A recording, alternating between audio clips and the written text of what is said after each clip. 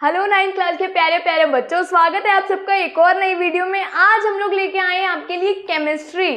सबसे पहले केमिस्ट्री क्या होता है, अभी तक तो हम लोग फिजिक्स पढ़ रहे थे। तो केमिस्ट्री यानी कोई भी चीज़, हमारे आसपास कोई भी चीज़ है, वो चीज़ बनी कैसे है, ये सब हम किस चीज़ में पढ़ेंगे, केमिस्ट्री में। सबसे पहले आज हम पढ़ने जा रहे हैं अणु तथा परमाणु, जो है बेसिक ऑफ केमिस्ट्री, यानी केमिस्ट्री में आना ही चाहिए। पहली चीज़, अणु क्या होता है।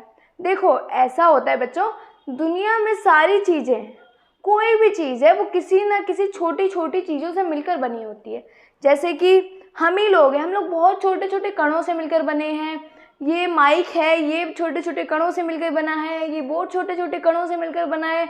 हवा में छोटे छोटे कण हैं। जो भी चीज़ है वो सब छोटे छोटे कणों से मिलकर बनी होती है। तो इन्हीं छोटे छोटे कणों को हम क्या कहते हैं, अणु कहते हैं। तथा अब कहेंगे अणु भी तो कोई चीज़ है, अणु भी तो छोटे छोटे कणों से मिलकर बनी होगी फिर। हाँ, तो अणु भी छोटी छोटी चीज़ों से मिलकर बनी होती है। उन छोटी छोटी चीज़ों को, उन छोटे छोटे जो भी होते हैं, उन्हें बोलते हैं परमाणु।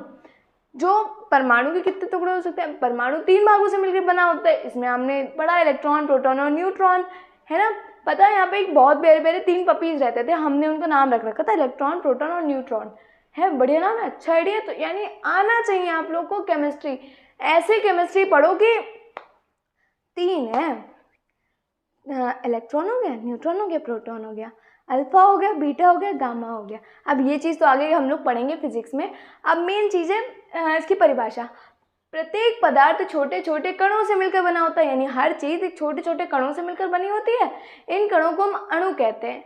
ये स्वतंत्र अवस्था में रह सकते हैं। आप कहेंगे अणु छोटे छोटे, मतलब अणु वो है जिससे कोई चीज़ बनती है, अणुओं से मिलकर कोई बड़ी चीज़ बनी है। तो क्या खाली एक अणु हो सकता है? हाँ बिल्कुल, खाली एक अणु हो सकता है बच्चों। खाली अणु देखने के लिए हमें लैब साइंस में मिल जाता है। हमको क्या कहते हैं, माइक्रोस्कोप से हम देखेंगे तो हमको खाली अणु देखने को मिल जाएगा। यानी ये स्वतंत्र अवस्था में रह सकता है।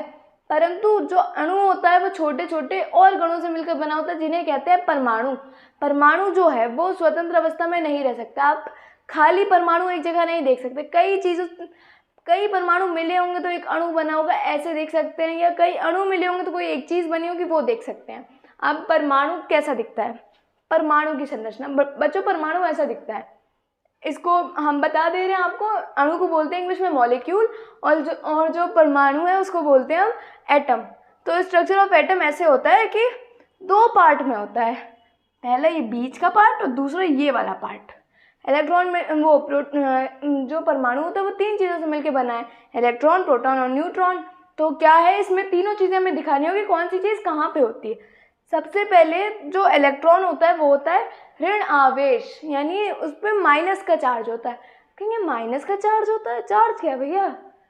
एक तरीके से कहा जाए करंट नहीं होता है, करंट। एक तरीके से उस पर माइनस का करंट है। जो प्रोटॉन है इस पर प्लस वाला करंट है, और जो न्यूट्रॉन होता है इस पर उदासीन है, यानी इस पर कोई भी करंट नहीं है। तो अब ये चीज़ सोचिए, अब प्लस वाला तार है, आप प्लग लगाइए, तार होता है एक काला तार एक लाल वाला तार। आपने प्लग लगाया तार में, और दोनों तार ऐसे टकराते हैं। तार खाली नहीं टकराने, उनके अंदर जो होता नहीं है लगा हुआ, क्या लगा होता है, पीतल लगी होती है, शायद नहीं पीतल कह रहे, कॉपर लगी होती है। कॉपर को ऐसे टकराएंगे तो क्या होगा, पूरे घर की बिजली उड़ गई। ट्राई मत करना बच्चों, बहुत खतरनाक है। कहीं अपने घर की बिजली उड़ा के बैठो कि वो तो मैम ने कही थी, करके देखेंगे नहीं। उन दोनों को प्लस माइनस जब मिलते हैं तो फिर क्या होता है, वहाँ पे पूरे घर में शॉर्ट सर्किट। तो दोनों चीज़ें साथ में नहीं रह सकती हैं। यहाँ पे दिखाया गया है इलेक्ट्रॉन और प्रोटॉन इसीलिए साथ में नहीं रखा गया, इन्हें अलग अलग रखा गया। अब न्यूट्रल है, इस पर कोई करंट नहीं है। मान लो ये रोता बहुत है, इसे गुस्सा बहुत आता है। ये बहुत मासूम है, इसे गुस्सा बहुत आता है, और ये उदासीन है। अब गुस्सा ज़्यादा आने वाला इंसान और उदासीन इंसान तो अपने एक साथ रह सकता है, मगर जो रोने वाला है फिर उनके साथ थोड़ी रह सकता है, वो तो फिर बहुत रोएगा, है ना। इसी तरीके से जो ये है, इसमें आपको दिखाया गया है प्रोटॉन और न्यूट्रॉन। प्रोटॉन और न्यूट्रॉन साथ में रहते हैं, और इस भाग को क्या कहते हैं, नाभिक। यहाँ पे लिखा नहीं है, आपको लिख के दिखा दे रहे हैं। इस वाले भाग को बोलते हैं बच्चों नाभिक। और चारों ओर का वह क्षेत्र जिसमें इलेक्ट्रॉन चक्कर लगाते हैं उनको बोलते हैं कोश। अब ये ई पे नेगेटिव हमने शो किया है, प्रोटॉन न्यूट्रॉन को पी और एन से शो किया है, उम्मीद करते हैं आपको ये स्ट्रक्चर समझ में आया होगा। अब देखा जाए तो इसकी एक परिभाषा होती है, परमाणु दो भागों से मिलकर बना होता है। पहला भाग उसका नाभिक कहलाता है जिसमें प्रोटॉन और न्यूट्रॉन होते हैं, ये हैं, और दूसरा भाग कोश कहलाता है जिसमें इलेक्ट्रॉन चक्कर लगाते हैं। ये देखो चक्कर लगाते हुए दिख रहे हैं, ऐसे ये घूम रहे हैं, ये घूम रहे हैं, ये घूम रहे हैं, है ना।